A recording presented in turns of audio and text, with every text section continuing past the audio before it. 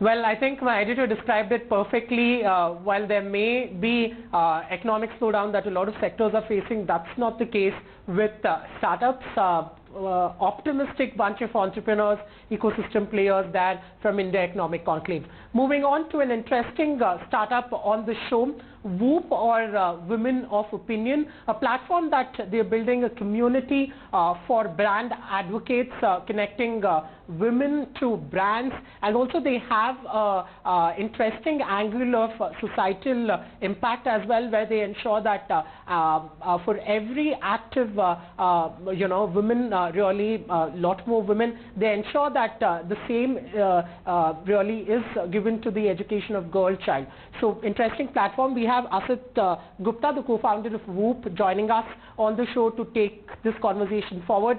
Asit, thank you so much for taking out the time and joining us on ET Now Startup Central. First up, talk to us about the idea behind Woop, really an interesting convergence of brands, consumer, that is women, and society also, and clearly women are at the heart of the mission, so to say. Essentially, the idea behind Woop is trying to solve two kind of big problems which we have. On one hand, we have the problem of trust, whether it is in society or in media or in marketing. We see the growth of fake news, fake fans, and people are struggling to figure out what is real. So, and that's a problem brands also have. You know, on Amazon, there are also fake reviews. So how do you engage with consumers with something which they trust? Because end of the day, trust drives sales. So there is a very direct link between building trust and getting business results. So that's the problem we are solving for brands, and we saw that there was an opportunity to get friends, family, colleagues, which we call peers, to recommend the brands they like, and this is obviously an authentic recommendation, because these are people who are actually using the brand, they have bought it, they have tried it, they have relevant personal stories to talk about it. So that's one of the problems we saw emerging. And on the other hand, if we look at from a societal point of view, in a society like India, we are a very unequal society. So what Woop is trying to do, it's trying to make a dent in both the problems. How do we build trust for brands and at the same time contribute in some way to reducing inequality in the society? And when we talk about reducing inequality, of course, that's a big challenge. So we have narrowed down on a specific cause, which is girl-child education, because that's a multiplier cause. If you educate a girl, you actually solve for multiple problems. Well, it's interesting how you've sort of married commerce and compassion, so to say. You briefly spoke about, the idea also to educate girl child through the mission and how active women are really on the platform. Was it a conscious decision right from the start to ensure that this is going to be part of the larger mission, so to say? By having this higher order self-actualization, you can call it fulfillment, motivation for consumers, it also ensures that actually brands are getting the right kind of people, and the advocacy we are getting and the trust we are building is more authentic and real.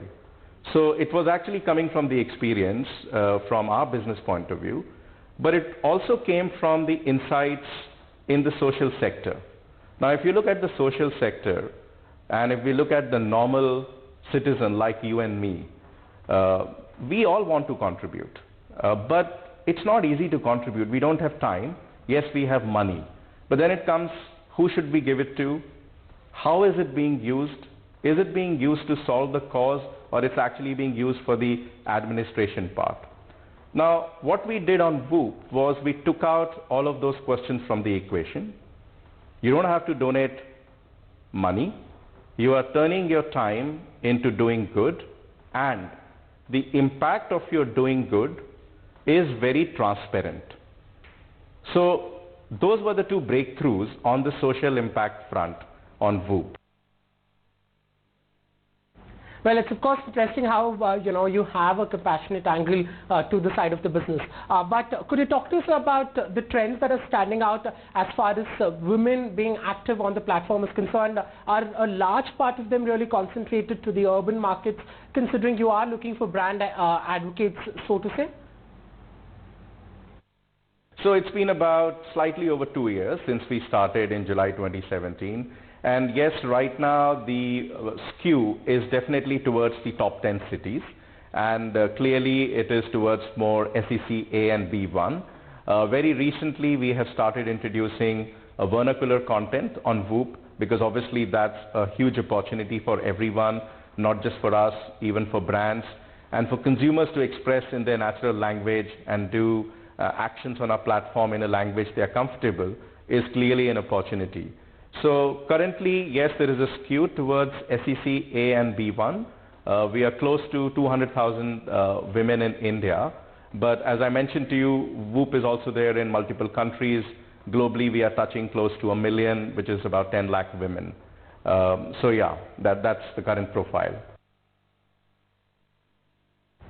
Well, I cannot not ask you about marketing and what really the future of marketing holds.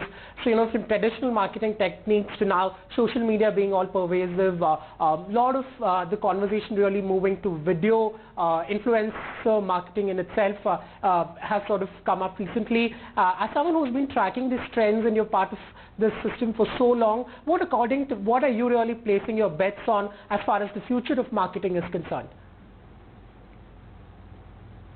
Of digital was captured very well by the US author Seth Godin, who is truly an outstanding thinker, in his book Permission Marketing, which came about in 1999, right? Now, if you contrast interruption with permission, essentially what he was saying is instead of marketing at consumers, you should be marketing with consumers, right? So that has been there as an opportunity for digital for almost 20 years now. But actually what we see is that most of the digital spend, 90% of digital spend, is still on interruption marketing. So there is a fundamental issue that most of the marketing dollars are still focused on interrupting a consumer. When we browse and when we surf, we know all the programmatic banner ads which are interrupting our content consumption. So the future of marketing, as I see, and actually I don't have to say it, everyone in India, especially who's in marketing, has heard of Kotler. Kotler's last book, Marketing 4.0, is very explicit that the future of marketing is to turn your consumer into an advocate, because people trust their friends, family, and peers, and they are making decisions based on that. So we need to move consumers down from awareness to advocacy as an outcome. So it's obviously not just my views. Experts like Seth Godin, Kotler have talked about it. So in summary, I would say that the brands need to think beyond content and interruption and truly embrace the concept of building a community. Interesting, sort of telling us what to watch out for. Lastly, before I let you go, so tell us, your tips for someone who wants to start off by being an influencer on social media. For the ones already out there, what are those hacks that they should really keep an eye on? Yeah, I'm glad you asked the question. And influencer marketing has become a big catchword. But obviously, within influencer marketing, there are segments. So if I have to do a very simplistic segment, you have the macro influencers who are the celebrities, which we all know. Then we have the micro influencers, which has been a recent Instagram-led phenomena. And these are people who are classified as having 10,000 plus more followers. What we are doing on Woop is what you can call them nano influencers, we like to call them advocates, or you can call them everyday influencers. So I think we need to look at influencer marketing in totality, right?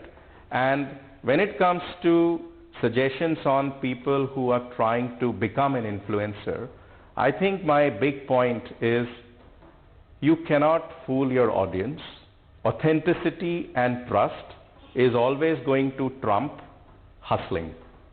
help people, not hype. That is the big difference. So people can see through if you are doing a sponsored post. In any case, you need to disclose it. But people can make out, are you genuinely into this brand, or are you just attending this event because you got invited? So the influencers need to strike a balance between their loyalty to the brands or the category and the authenticity they bring to their endorsement and their content. And it's not easy, because the brands obviously are looking to, get their messaging across. And I feel for influencer marketing to evolve to its next level, brands have a very important role. If you ask influencers, they often complain that they're engaged on a campaign basis. They do not know whether they have a long-term relationship with the brand. I think both parties need to kind of meet halfway.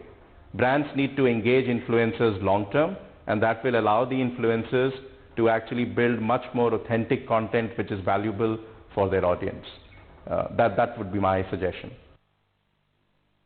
And do not take the audience for granted is the message coming in from Asit Gupta. Thank you so much for taking out the time and joining us.